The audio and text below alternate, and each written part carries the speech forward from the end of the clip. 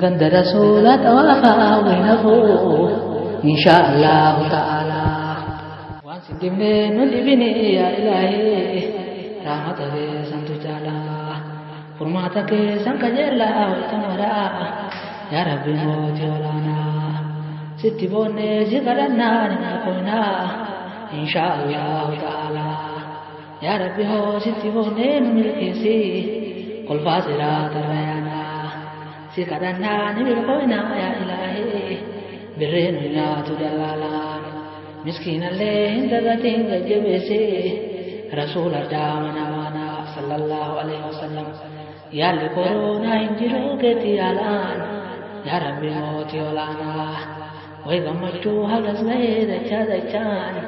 beeynaan arkaana islaamaa dura beeytee booda humnaa way gammachuu shanan arkaana islaamaa shahadaadhaan jajjabaattee rabbiif rasuula yommuu ka yaadattu taanaan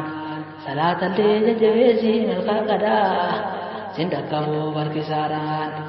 dunyaan kennaan zakaatenii hin dagatiin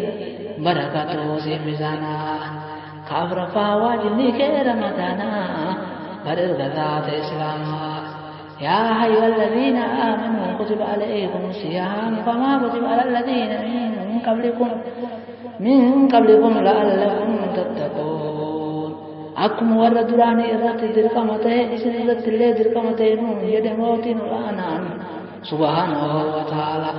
ganda rasuula tawaafaa jedhamuuf inshaallahu ta'ala ganda rasuula tawaafaa waynafuuf inshaallahu ta'ala ganda rasuula tawaafaa waynafuuf inshaallahu